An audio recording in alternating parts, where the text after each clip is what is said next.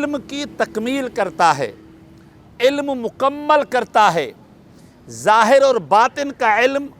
نبوت پر مکمل کرتا ہے، اور جو ہے قلوب و اذہان کا علم اللہ جو ہے وہ نبوت پر مکمل کرتا ہے۔ اللہ تبارک و تعالی عز و جل نبیوں کو جو علوم عطا فرماتا ہے، نبیوں پر جو اللہ وحی اتارتا ہے، اس کی کئی قسمیں ہیں۔ جبریل پیغام لے کر کے آئے، قرآن کی شکل میں حضور تک وہ پیغام پہنچائے، تو یہ بھی وحی ہے، اس کا ماننا بھی ضروری ہے، اور نبی اور اس کی امت پر اس پر عمل کرنا ضروری ہے۔ اور اگر اللہ تبارک و تعالی نبی کے دل پر القاء کر دے، خیر امور اتار دے، نبی کے دل پر الہام کر دے، اور کثرت نزول برکات کا الہام کر دے، اور پھر اللہ تبارک و تعالی نبی کو خواب میں کوئی بات بتا دے، نبی کو خواب میں کوئی عمل دکھا دے،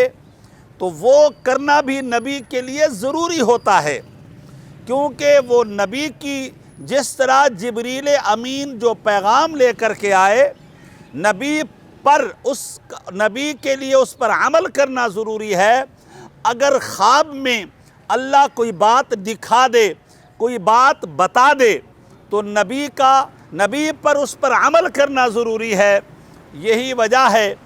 کہ حضرت ابراہیم علیہ السلام نے خواب دیکھا کہ میں اپنے بیٹے اسماعیل کو ذبح کر رہا ہوں اور اللہ کے راستے میں قربان کر رہا ہوں، اور صبح اللہ کے پیغمبر نے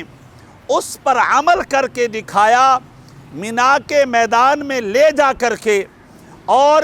مقامات حج میں لے جا کر کے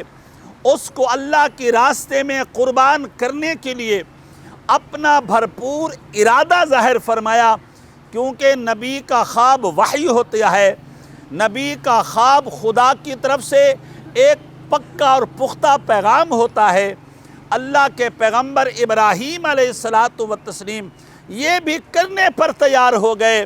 مگر اللہ تبارک و تعالی نے یہ کیا کہ ابراہیم علیہ السلام کے اس بیٹے کے بدلے میں جنت سے ایک مینڈھا بھیجا، اور کیونکہ اسماعیل علیہ السلام کے پیشانی مبارک میں ہمارے نبی کا نور موجود تھا، ہمارے نبی کا نور موجود تھا۔ علماء نے لکھا ہے کہ نوح علیہ السلام کو اگر کشتی سے نجات ملی ہے اور آپ کی کشتی پہاڑی جود پر جا کر کے ٹھہری ہے، یہ بھی نور محمد کی برکات تھی۔ اور آدم علیہ السلام کو جو ہے اللہ نے جو ہے وہ فرشتوں کو سجدہ کرایا، فرشتوں کے ذریعے سجدہ کرایا۔ آدم علیہ السلام کو اللہ تبارک و تعالی نے وَعَلَّمَ آدَمَ الْأَسْمَاءَ كُلَّهَا ثُمَّ عَرَضَهُمْ عَلَى الْمَلَائِكَةِ یہ مرتبہ عطا فرمایا، اور آدم علیہ السلام کی مصلحت پر مبنی جو اجتہادی خطا تھی، اس کی جو قبولیت کا پیغام سنایا، اس کی وجہ بھی نور مصطفیٰ صلی اللہ علیہ وسلم تھا۔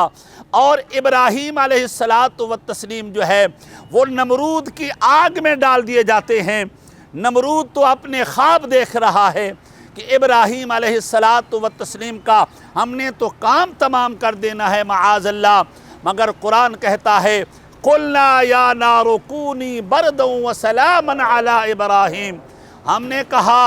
اے آگ نہ اتنا ٹھنڈی ہو کہ ابراہیم جو ہے وہ ٹھنڈک میں جو ہے ان کو ٹھنڈک محسوس ہونے لگے، نہ اتنا گرمی ہو کہ وہ اس کو گرمی لگنے لگے۔ فرمایا ایسا بن جا جیسے گلے گلزار بن جاتا ہے۔ فرمایا یہ بھی حضور کے نور کی برکت کا سبب تھا کہ اللہ تبارک و تعالی عز و جل نے آپ کے نور کی برکت سے آدم کی توبہ کو قبول کیا، آپ کے نور کے لیے جو ہے فرشتوں کے ذریعے سجدہ کرایا، اور ابراہیم علیہ السلام کے آگ کے اس چخے کو جو ہے گلے گلزار بنایا، اسماعیل علیہ الصلاۃ والتسلیم کو جو ہے اس چھری کے نیچے بچا کر کے اور اس کی جگہ پر دمبا ذبح کرایا، یہ سارے میرے محبوب کے نور کی برکت تھی، نبی مکرم صلی اللہ علیہ وسلم کے نور کی برکت۔ اللہ اکبر۔ قرآن پاک میں ہے اتل ما اوحی الیک من الکتاب واقم الصلاۃ، اللہ ارشاد فرماتا ہے کہ آپ قرآن پاک کی تلاوت کیجئے، قرآن پاک لوگوں کے سامنے پڑھیے، اور علامہ آلوسی فرماتے ہیں دم علی تلاوت ذالک تقربا الی اللہ بتلاوتہ، فرمایا حبیب ایسا تو نہیں ہو سکتا کہ ہم آپ پر وحی بھیجیں، آپ پڑھیں نہ، ہم آپ پر قرآن اتاریں، آپ تلاوت نہ کریں، بلکہ آپ اس کو ہمیشہ پڑھیے،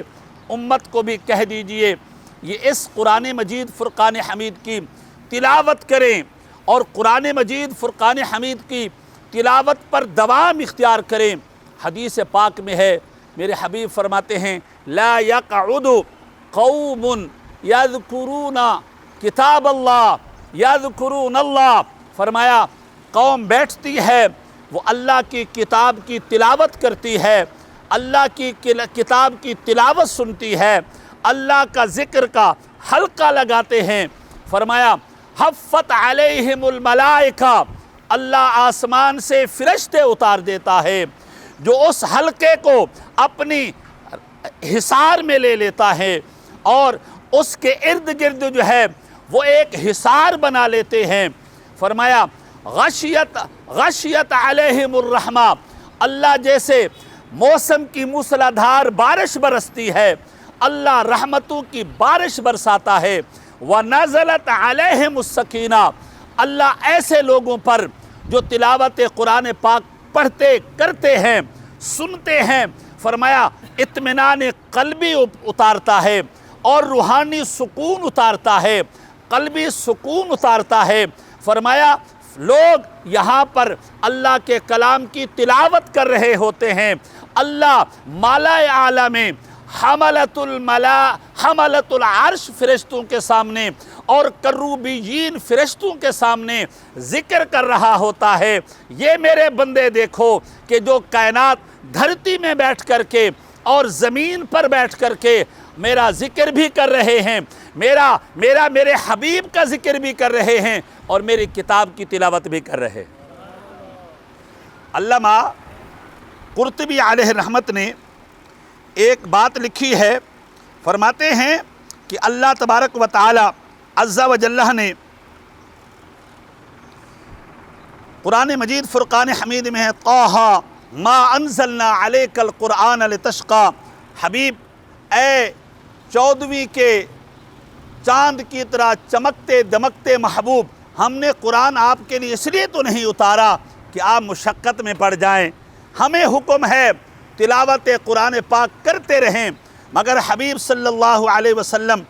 جب تلاوت قرآن پاک کا کثرت کے ساتھ اہتمام کرتے اور آپ کے پاؤں مبارک پر ورم آ جاتا، کثرت کے ساتھ تلاوت کرتے اور پاؤں مبارک پر ورم آ جاتا، تو اللہ نے فرمایا طٰہٰ ما انزلنا علیک القرآن لتشقیٰ، حبیب ہم نے قرآن اس لیے تو نہیں اتارا کہ آپ مشقت میں پڑ جائیں۔ اور علامہ قرطبی علیہ رحمت فرماتے ہیں عن ابی ہریرہ رضی اللہ تعالی عنہ قال، حضرت ابو ہریرہ رضی اللہ تعالی عنہ فرماتے ہیں ایک مرتبہ حضور علیہ الصلاۃ والتسلیم نے ارشاد فرمایا ان اللہ تبارک و تعالی قرأ طٰہٰ و یاسین قبل ان یخلق السماوات والارض ب1000 عام، فرمایا اللہ نے اپنی شایان شان فرشتوں کے سامنے زمین و آسمان کے پیدا کرنے سے 2000 سال پہلے اللہ نے فرشتوں کے سامنے سورہ طٰہٰ کی تلاوت فرمائی، فرشتوں کے سامنے سورہ یاسین کی تلاوت فرمائی۔ اللہ اکبر۔ میرے حبیب فرماتے ہیں صلی اللہ علیہ وسلم فلما سمعت الملائکۃ والقرآن، جب فرشتوں نے یہ قرآن سنا جو ہمارے گھروں میں رکھا ہوا ہے، یہ قرآن سنا جو ہمارے بچے نہیں پڑھ رہے، یہ قرآن سنا جس کے لیے جو ہے نا ہم دنیا کو دھندا بنانے کمانے کے لیے قرآن کو چھوڑ کر کے بیٹھے ہیں، فرمایا جب فرشتوں نے یہ قرآن سنا تو قالت طوبیٰ لأمۃ، قالت طوبى لامت ينزل هذا، فرمایا بڑی خوش قسمت ہے وہ امت جس پر یہ قرآن اتارا جائے گا، بڑی خوش نصیب ہے وہ امت جس پر یہ قرآن اتارا جائے گا۔ اللہ ہمیں تلاوت قرآن پر ہمیشگی کرنے کی توفیق رفیق مرحمت فرمائے۔ وما